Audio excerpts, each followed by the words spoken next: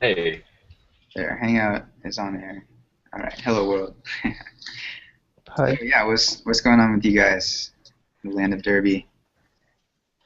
We Uh, yeah. yeah, it's going good. So I watched your previous Hangout, so I couldn't attend because you changed it to Tuesday or to Thursday, and actually it was not the day we usually are free. So yeah, but it's cool that we're still here. So yeah, you started last time from introducing other guys. Yeah, there was some person Mm-hmm. who is writing stuff in Racer and Canvas app, which is really awesome. Yeah. Actually, we're also making the kind of like application in for students, educational projects. Actually, we have one of them, but we write it completely in Derby. hmm, We don't use any other frameworks. So yeah, that's it. Well, as you saw earlier, we published a couple of tutorials Yes. on the website. Very So nice. Very nice. yeah, I hope they will help the community and yeah, newcomers. Okay, so Thank you.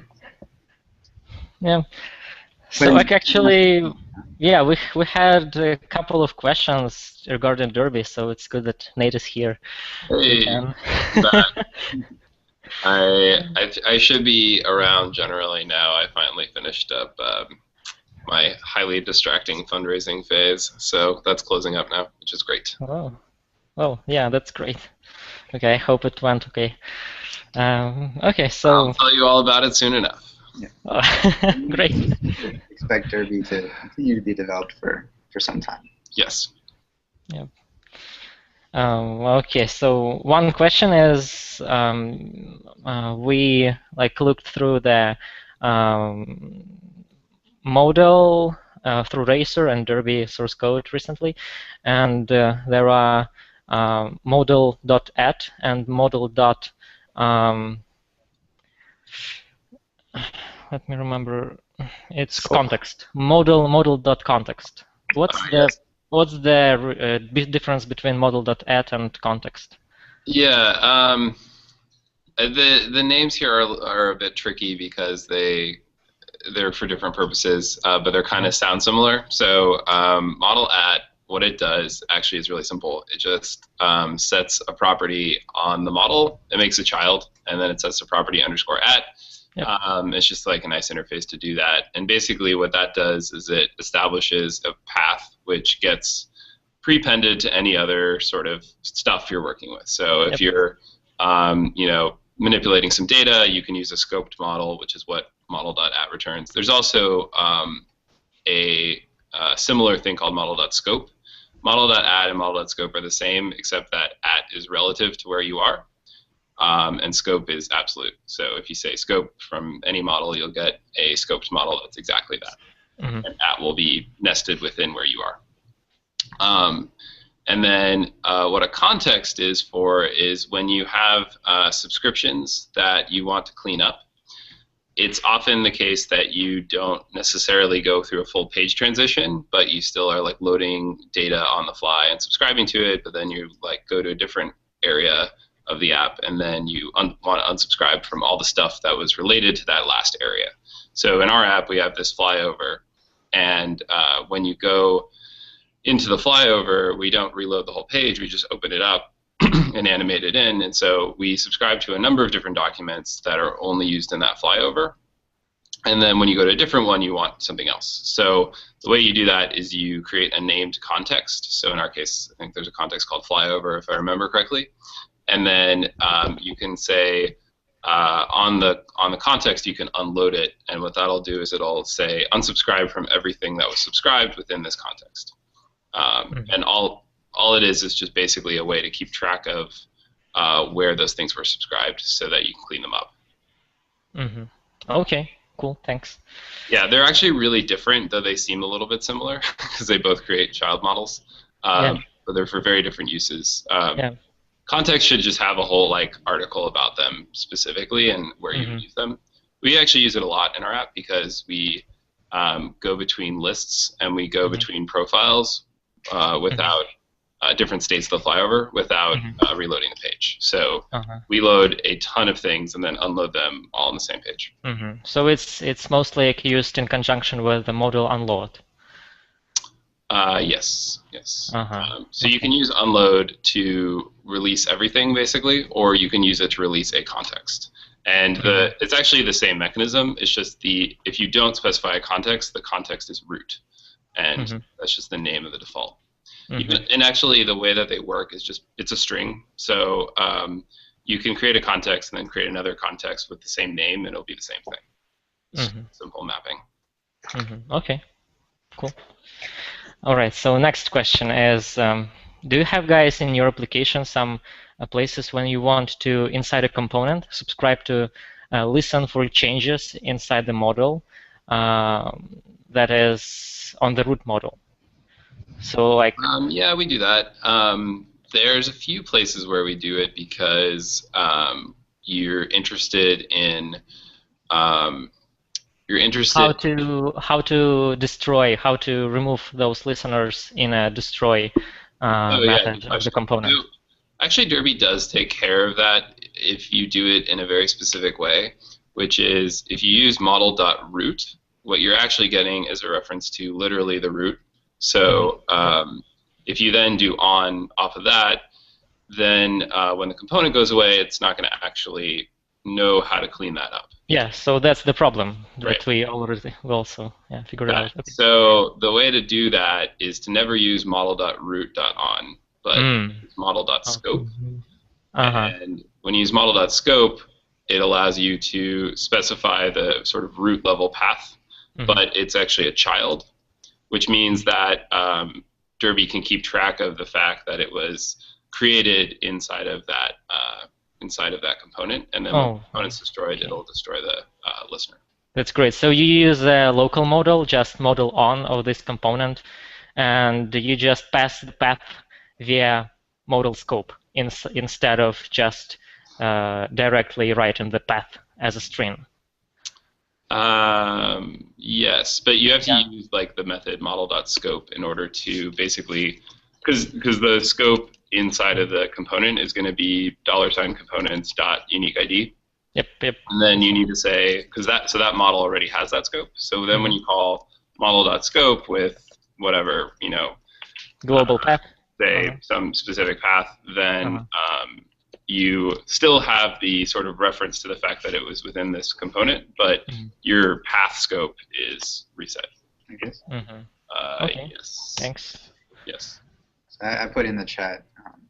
Yeah. That's what I thought. Okay. Great. So if you were doing like model.root.on, just change it to model.scope. Okay. All right. Cool. Okay. Got it.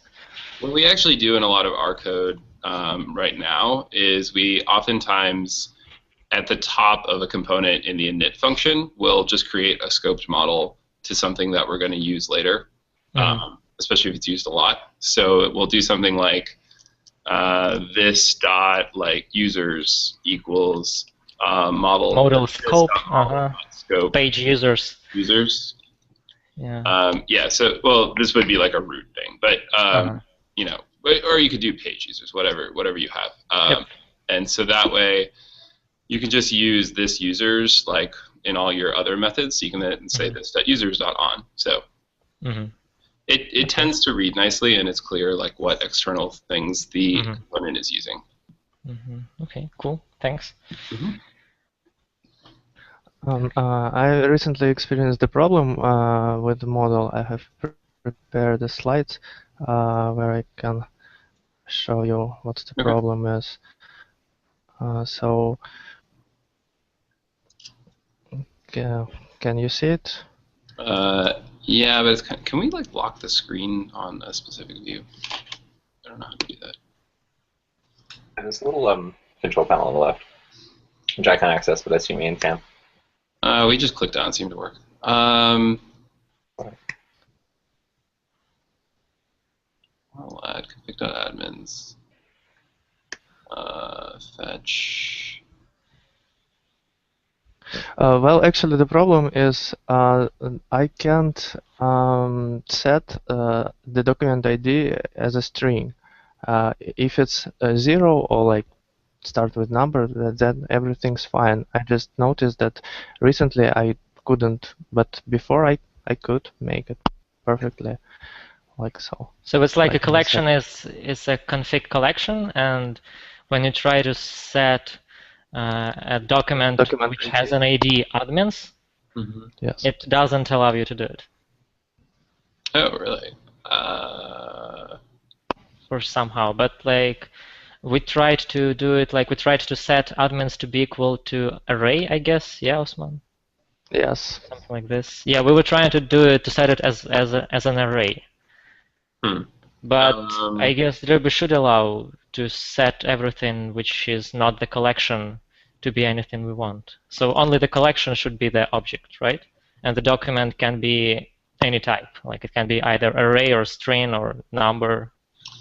Yeah, collections have to be an object, and documents can be anything. That's true. So you should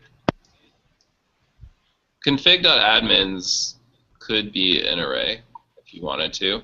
Typically, we always use objects, but it's possible that there's a small bug in something. I guess I would need like a more specific code example. I just am not familiar with this. Okay. Yeah. Because I mean, all of our collections, like our ID is a string, it's a UID, right? Yes. And then our documents are all objects. Yeah, I don't think it has anything to do with the ID of the document being a string or not. That should be fine. Mongo can handle that. It might be an issue with just the fact that if you have set up the document as either an array or as a non-array, something's conflicting somewhere. Like if you're trying to push if you already made the document as an array, maybe it's thinking that it should be setting an ID property on the array, and that's then causing issues because if you're using strict, especially, I think JavaScript might throw in that situation. Well, it makes sense. Do you use strict? But no, I do not use strict.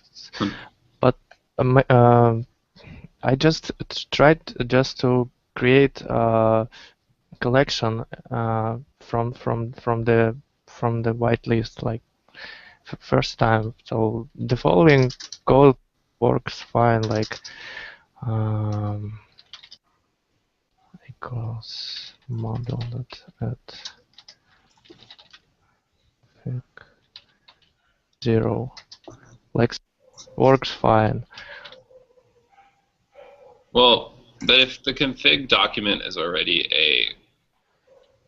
config wouldn't be a document. If config, this is in the root level or in a component? In a root, it's a root level, I guess. Config is a Root collection. level, yeah. I don't think Mongo has a way of making array collections, so I'm pretty damn sure. What is have you looked in Mongo to see what it's making? No, but probably it makes sense if it thinks that admins is array and it tries to set the ID to an array, something like this, and it makes sense because the error says like cannot set the ID to null or something. Maybe. I don't know. I would just need a code. Just make a gist and or unit test, and ideally a unit test on Racer would be awesome if you could do that. And then bug. But I just don't know. Okay, thanks. And since you have mentioned the unit test, how do you guys make tests on your project? So we use Mocha, and I don't think we've done any like full tests that go all the way down to Mongo right now.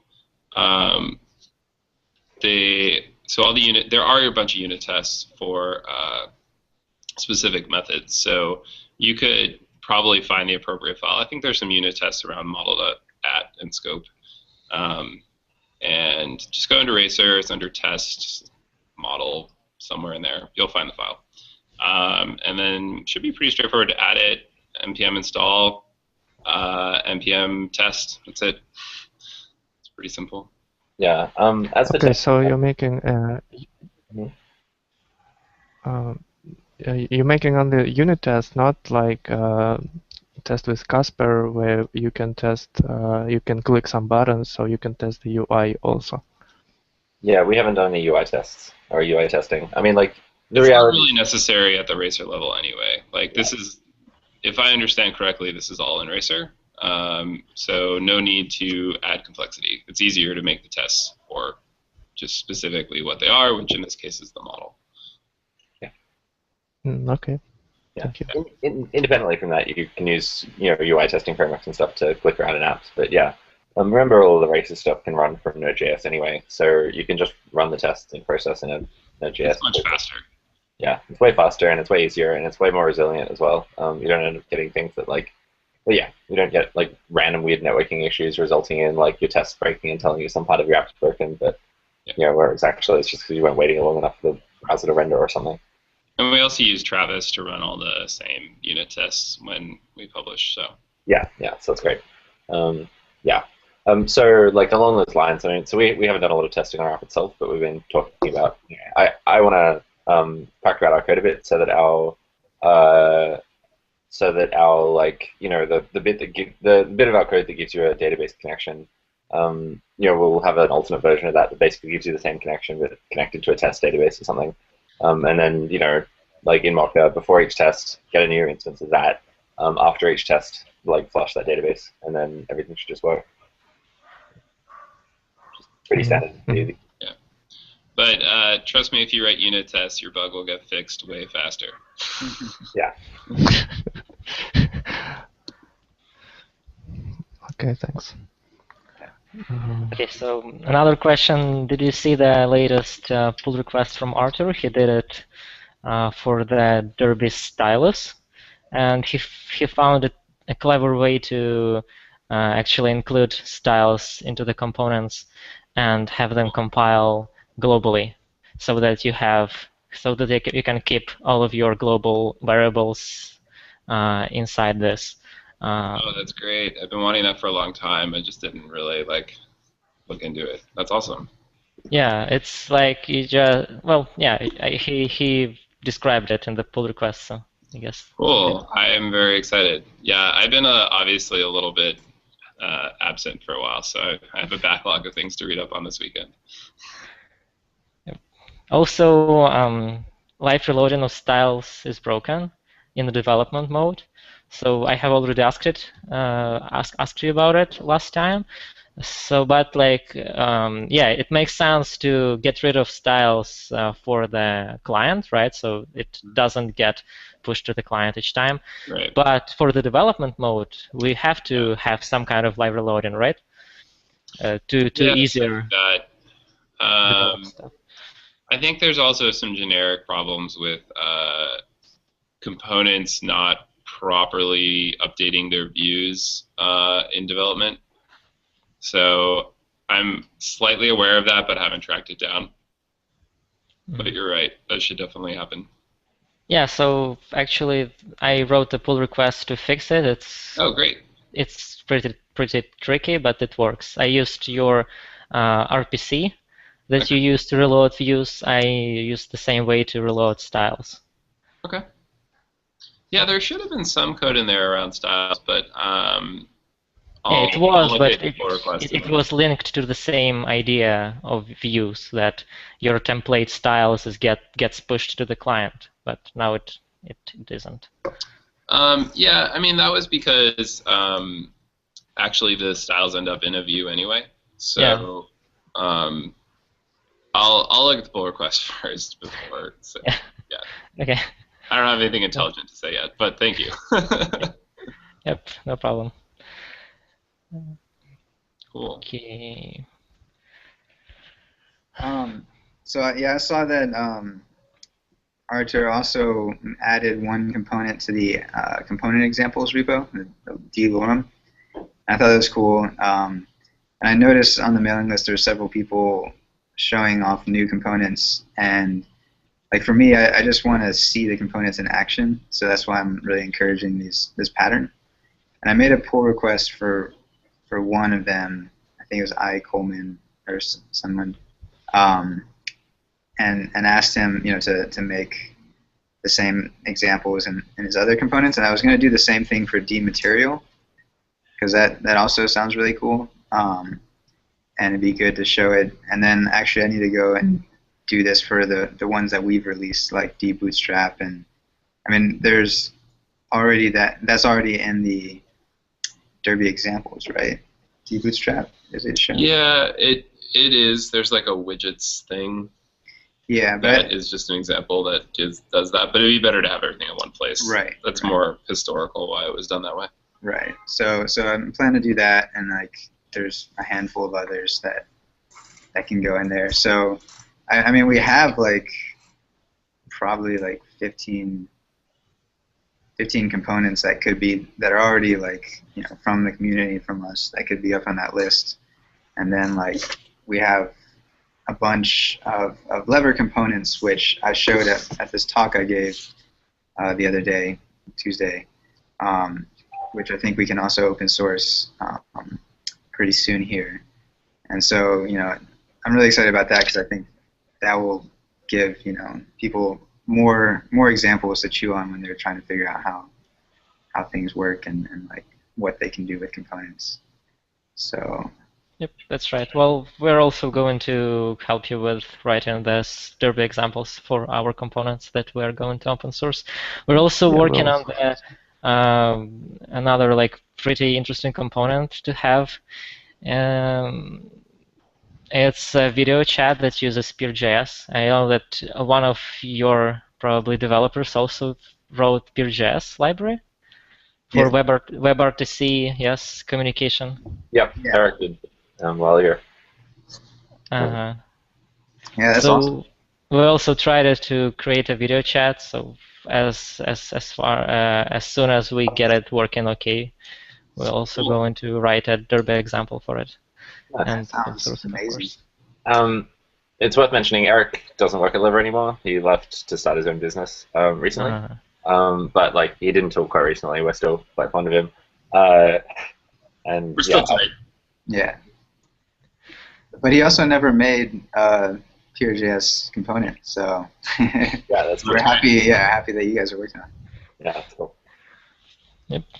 Actually, I think Michelle, his girlfriend, is the one who more actively contributes to it these days. But yeah, she does lots of, and she actually she answers issues very quickly, so good. That's also good.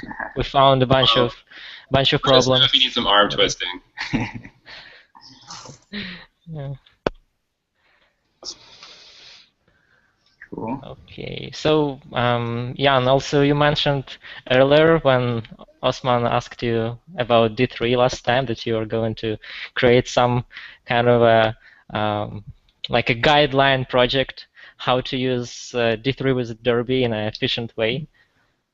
It would be very useful. So did I share with you guys the Derby charts example?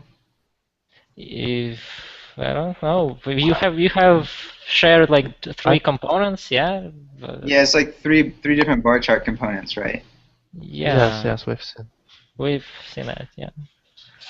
All right, so well, so that shows like each of those components shows like a different level of using D3, right? And I guess I want to write up the approach. But what did I say? Sorry, what did I say about a project that would show the guidelines? Because I think it kind of, at least the one that's like D bar chart, and there's a D3 one. One of them uses like the race or D3 only for setting data, like for calculating a layout, and sets that with like a set diff deep.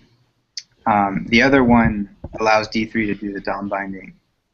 And so those are like the two patterns you can use. One which will work better with like real-time data and is more, will render on the server.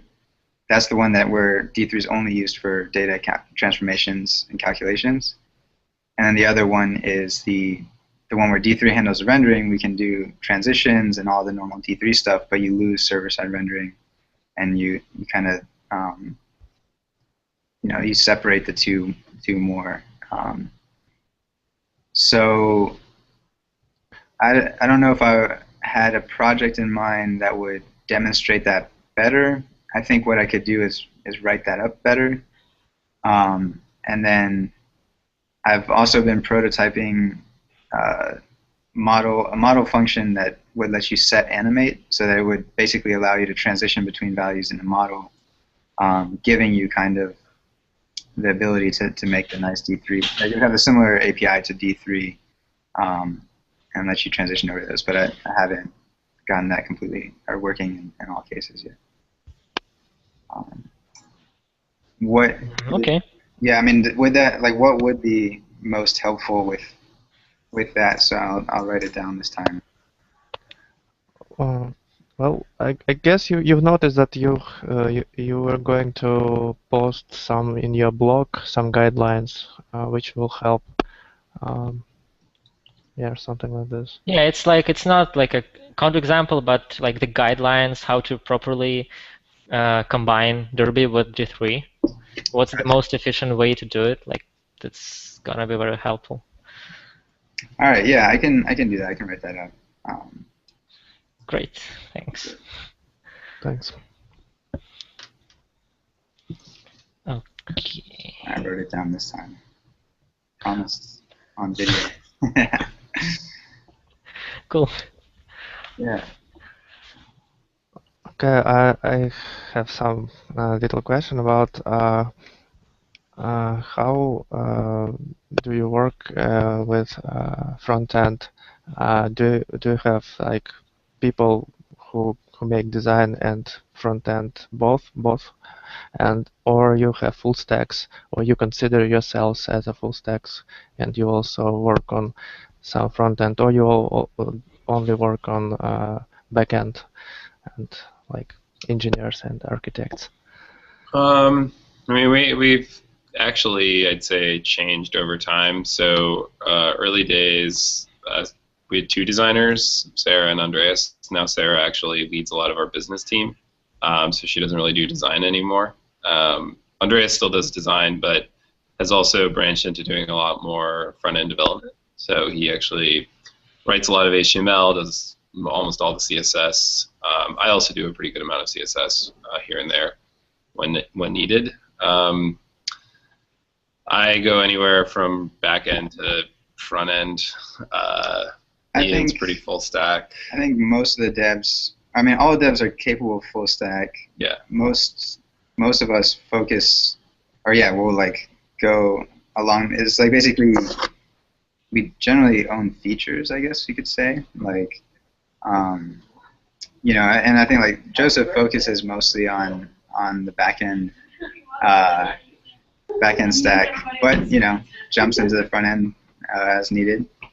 And but yeah, I think our like general teamwork is like people kind of run features. Andreas, our visual designer, it's also his birthday, and today. So happy birthday, Andreas! Being strangled by some balloons, apparently. You know, he'll kind of design features, like mock them up in a tool called Sketch. He used to use, what was the Adobe products? We've used Fireworks, but yeah, they killed that. Pretty much everyone's using Sketch these days. But then, so we'll usually build a lot of the templates. Actually, sometimes he'll just write the HTML templates, and we'll come in and like write the JavaScript or CoffeeScript for the component side.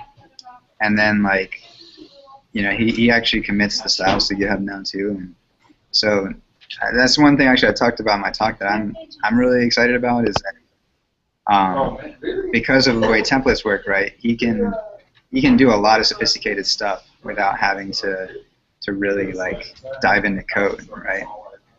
So I don't know if that answers the question. Yeah, I also curious about is it common for in the US, for example, if the designer who creates sketches, who made some design stuff, and he also can code what he has designed, That's like not he knows possible. HTML, CSS, says, and all the things. It's becoming more common. I mean, I think the same effect that's like causing more developers to sort of need to be full stack engineers rather than just specializing is also slowly leaking out into designers as well. That really is just more useful if everyone can do more things. I don't know. Andreas didn't know how to do CSS and HTML and so on. Well, I mean, he didn't really know much CSS. He's been learning all of these things on the job as he's needed them, and we've been pushing him and encouraging him to be able to become more competent. And of course, he's really excited to be able to make changes himself rather than needing to ask somebody else to make those changes. So, yeah. Okay, thank you. Yeah, I don't know how common it is, but it's definitely, we think it's more ideal. And, because there's just less communication overhead, right? Like, Andreas doesn't have to tell us what it should look like and then wait for us to try to make it happen. And then maybe, like, I don't have as high standards for the aesthetic quality of it. And then he'd come back and tell me, like, hey, make this better. And now it's just like, boom, he just does it. And it happens way faster than actually, like, I'm pretty slow and at CSS. I have to look up a lot of things, and then he yells at me for like not doing it efficiently. I'm the same, and I think that as well. Like specifically when I just imagine in my head the scenario where there's something that's kind of a bit janky or broken in the UI, or like something that's just like not styled correctly. And Andreas talks to customers a bit, and they're like, hey, this is the thing broken, and Andreas knows it's broken, and customers know it's broken. But then if he's powerless to fix it, then that's this really frustrating situation for him that, if he can like just jump straight into the CSS and make the change himself, then it means that he doesn't have to, wait until some engineer, like, one of us is free or has some time to be able to fix it. So, yeah, I don't know. But the flip side argument to all of this, which me as a former PM would make, is that there's actually a really big advantage to having designers not be on the hook for implementing stuff, which is that when you're aware of how hard something is, you often want to make compromises before you actually like have decided what's right. Yeah. Which can lead to you like preemptively choosing the easier path in your design, and then you don't have as good of a design. So it's a balance where it's like you should be thinking about the fact that certain things are easier to implement than others because you want to move quickly, you want to like build great products, and part of that is like doing lots of great stuff. But on the flip side, sometimes it's really important to do it the hard way, and there's always a balance there. So it can be helpful to have a voice on the team who will just be like, no, this is the right way to do it, whether or not it's harder. And that is a little harder to do when you know everything. Like, you know how hard it is. It's harder to keep convincing yourself to like push for the hard thing. When you don't know how hard it is, it's actually a little easier. Yeah, exactly. Yeah. Probably especially when you have to do it. It's not just that it's hard, it's like... Exactly. Yeah. So it's a balance. I mean, I think like I think there's just pluses and minuses to every single organizational structure, and you need to be aware of which one you picked and why, and like always correct for the things that you know are the weaknesses of that structure. Yeah. Mm-hmm. Okay. But long story short, Andreas doing HTML and CSS has been fucking amazing. He's awesome. Yeah. What was it you said though? Like, I mean, he has worried out loud that like he's become infected by programming. Like, it's warped his brain, and yeah, like you're saying, it can hinder the ability to like dream bigger because you keep thinking about what it would take to build it. Yeah. But I would say, like, in particular, people who are really, really strong visual designers who, like, make illustrations and make, really special glossy buttons that are, like, really particularly well put together tend to not actually know how to program. I know very few people that are visual designers who also can program. So it sort of depends on what kind of designer you need. We need more interaction design because we just have a pretty complicated app. And our visual design is good, but is not it's not as critical as it would be in like some apps, like an app about photo sharing that has 4 pages. You just don't have as many interactions, so you put a higher amount of work into visual design. So it's all about like adjusting your team to what adds business value. Like to us, we get more business value from really great interaction design than from really great visual design. So we prioritize based on that. Yeah, and interaction design, the tools are not there for you to not know how to prototype, right? Yes. Like you can. The only way to know if this interaction is going to work is to like make the interaction. So. Yeah, makes sense. Also, I got a question about how do you solve compatibility issues between the versions? Like we had 0.3, now we have 0.5, 0.6. You have many iterations of rewriting the code. So how do you deal with it? Well, definitely don't use 03 because it's a mess.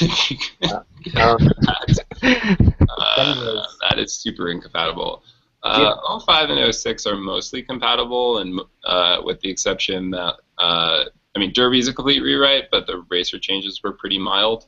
So we're still running some 05 stuff and some 06 stuff. We're looking to move quickly to 06, but it's just a matter of balance. So I don't know. I mean, Node luckily has a really lovely dependency system where you can have different projects using different versions of things. But the main difference is 06. In terms of like data compatibility, we stopped creating ID properties in the data. So that was just kind of a messy thing in 05 and cleaned it up. But for that reason, if you need an ID property and you're creating it in 06, we're actually still writing ID properties in our code for now since we're running both versions. That was the only really big issue. Other than that, they can run side by side just fine. But we're going to eventually take those out because it's just weird. Like you're storing the ID as the ID field, but then you also have it in there as another property, which is asking for trouble. Yeah. Yeah, in general, for like, I don't know, Semver is great. Just like, like pin your project to a particular like 0.5 or whatever in package.json, and then, I don't know. Like I know with ShareJS, I always make a big effort to try and make the changelogs as complete as possible whenever I make API incompatible changes. So like, here's a list of all the things you need to change in your app if you are moving from this version to this version. And yeah, I mean, I'm sure Debbie will do more of that as we go on. But yeah. Right, cool. 0.5. Yeah, I kind of punted on that up till now, but my plan is with 0.6 to start doing that. Haven't actually cut officially 0.60, but that will be soon. And then I'll start doing changelogs. Yeah. I mean, like, I didn't really write that changelog out. Well, I mean, I didn't. Yeah, there's a lot of stuff that wasn't documented until I set ShareJS as 0.7. Yeah. So Okay, does it mean that the people? Sorry, does it mean that the people that have their project on top of 0.5 can relax and not bother about what's coming with 0.6 if their application, for example, works perfectly? I mean, you can keep using the old code, but I'll tell you, it has lots of issues. Windows XP still runs on modern computers. You can run it if you want to. Yeah, you're welcome to use it. I mean, the code's not going anywhere, but it'll stay on GitHub and it'll stay on NPM. But I'd recommend moving off any actively developed projects because I'm not going to keep fixing bugs in it.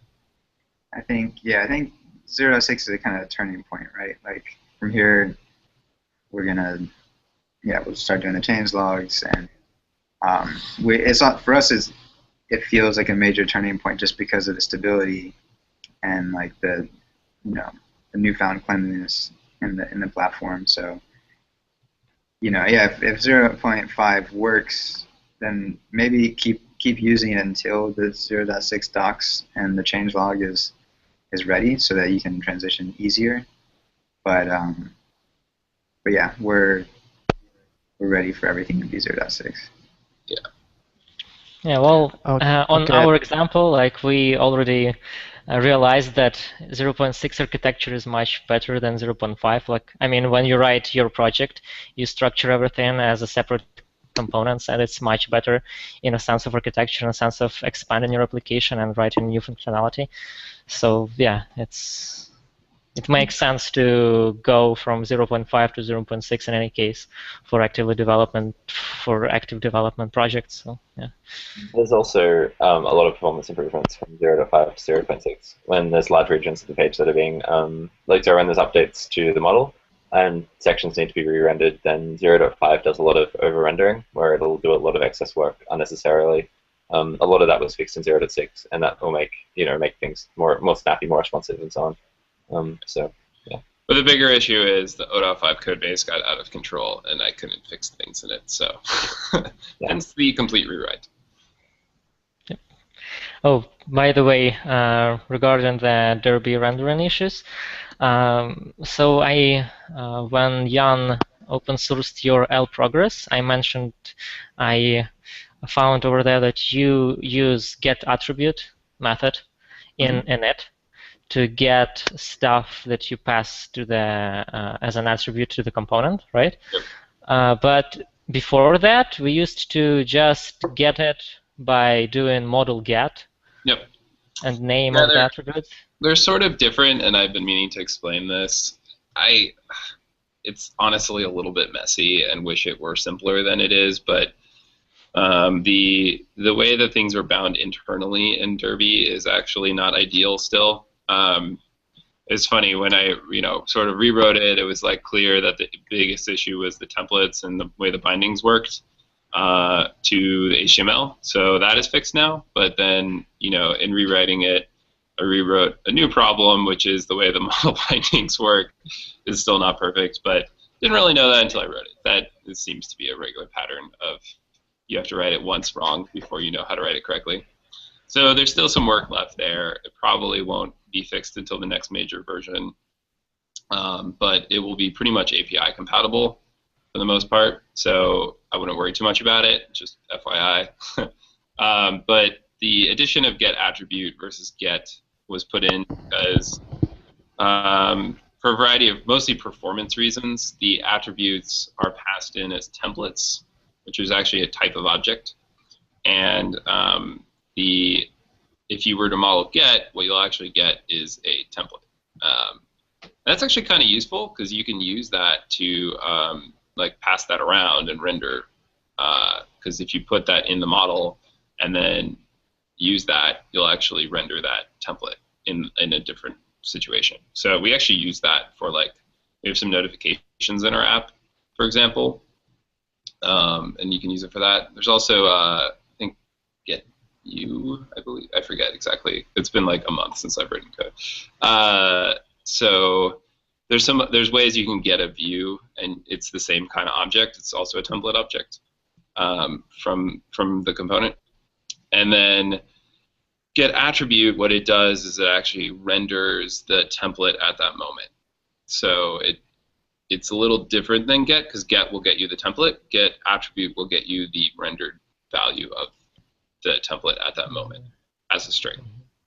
Okay, so currently, for example, there are, if you try to pass something that you want to, so you have some stuff in the model, you try to pass it as an argument, and you get parent wrapper, and so that's okay inside the model. So so the reason for that is it's like the parent wrapper is this template which basically resets the context to the correct context, and then the actual template inside of that, which then points to a value. So if you use get attribute, it'll actually get you the value that you want, and if you use get, it'll get you the template. So, correct me if I'm wrong, Nate, but I believe we do this thing where we do model.at of the path for the attribute, and then when you get that scoped model, it will give you the rendered value, not the template. No, it'll still give you the template. Really? Yeah. We use get attribute. I'm pretty sure I've done that, though. If you pass it in as a literal, then it will set it as a literal instead of setting it as a template. So if you say actually, it sometimes set it as a literal, but sometimes it sets it as a template. because like sometimes when you try to pass something simple like page name, for example, it sets just a literal. It sets like if you try to model get this local value, it gets you the actual value. But sometimes it gets you the parent wrapper. Yeah, it's complicated, and this is part of the reason why I say this part needs a rewrite. It's a little bit of a mess right now. If it's a simple case of a literal where it's like this is absolutely this value and I know it to be true for whatever reason, and the specifics aren't that interesting to talk about, it will set the value just because it's like more efficient. But if there's a variety of reasons why you would want it to not do that. So like one example is if you're inheriting attribute values, if you add the inherit property or attribute, it will look up the attribute scope. So it'll look up the container, as long as you're inheriting, and try and find that attribute. But it won't be set in the model because you didn't explicitly set it. So get attribute will do exactly what it would happen in the template.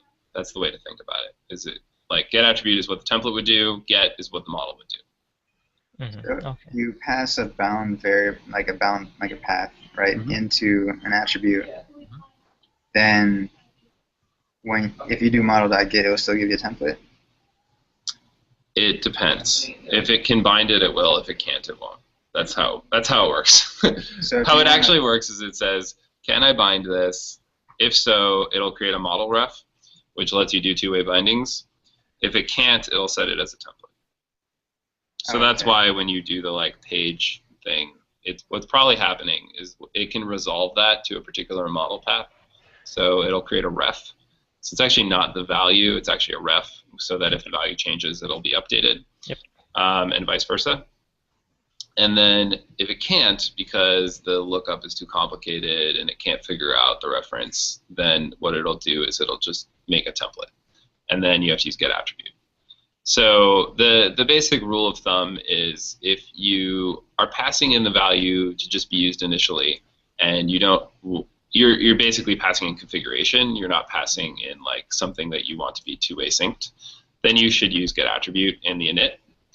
If you are trying to do something where it's kind of like a read-write, like a value for a text area or something, or like a slider controls a value that you want to be an input and an output, then you should just use the model.get, which will point to a reference. But if you do that, you can't use like expressions, for example, because Derby doesn't really understand how to like reverse them often. So you can't say like the value is this plus 3, because then it's like, well, or actually I guess in that case you could figure out the reverse. But in general, like you can't. Yeah, but I guess that you changed this functionality, right? Because previously, when it couldn't resolve the binding, it was just setting the actual like rendering value into the model. I changed it because the problem with the original thing is that it would end up rendering every time the component was created, all of the values, just so it could set them in the model. And most of the time you didn't need it. So it was doing a lot of extra work in order to just get this thing that you probably didn't need. So that was the main motivation for not doing that anymore. Whereas get attribute obviously only renders what you explicitly asked for. So that was the primary reason. Secondary reason is there was then no way to get the current value of the template, which you could only get it at init time. But like you might want to get it when something else happens. You might want to like re-render that template. And there was no way to do it from within the components like JavaScript, which was annoying. So that was a less common case, but still I think it's basically just more consistent with what you can do in the template, is because it like works the same way basically. Okay, thanks. Yeah. Another, can you say a few words about the singleton components? Yeah, I am still debating whether this is a good idea. The reason I added that was we have this component in our app. This is one of those things where it's like still playing with it. It's somewhat unstable API. We have this component in our app that we call an identicon, and it's basically just a it's either two letters, which are your initials, or it's a An photo. avatar. Mm-hmm. Yeah, and so this component really all it is just a couple simple functions, and there's no like special data that needs to be computed, and like there's no special like listeners or anything.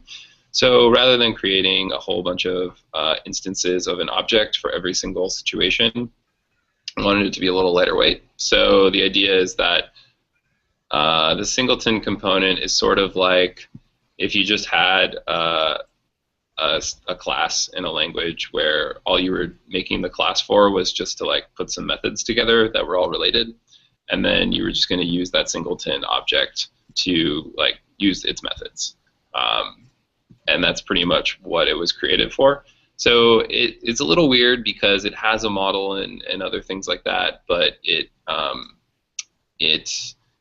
isn't like each usage of the template uses the same individual class and the same individual scope model. So it doesn't waste a lot of extra resources that were just not useful. So the idea is basically like if you don't need to have a unique model for each one, if you don't have any sort of special computed values, then this lets you just basically have a few static methods which get applied to multiple instances of the view, but the rest of it is not repeated.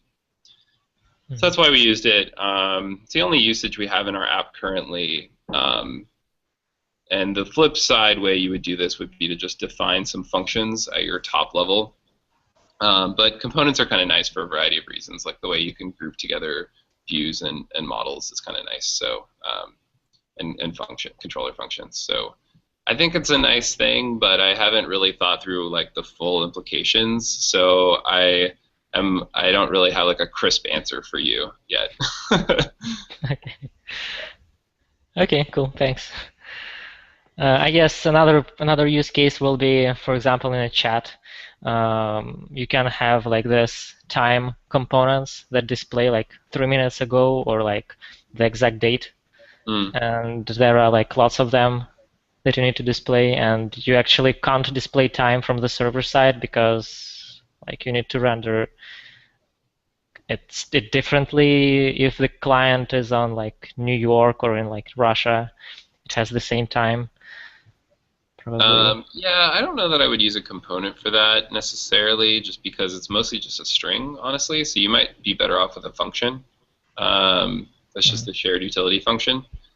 And that's how we do it, right? That's how we do it. So the way we do time, so I think Ian posted a gist at one point. Yeah, I'm pretty sure I did.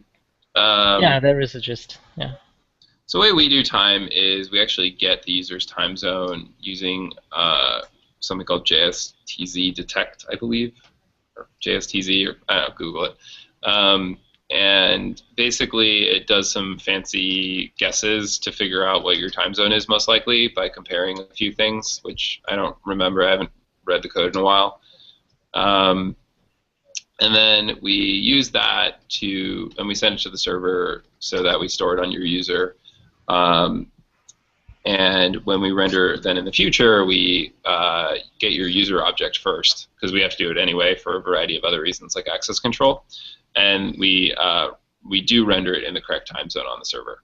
And we use moment time zone to do all the math, which unfortunately has some expensive startup time, but after that does an okay job of caching the computed stuff, so it ends up being quick enough.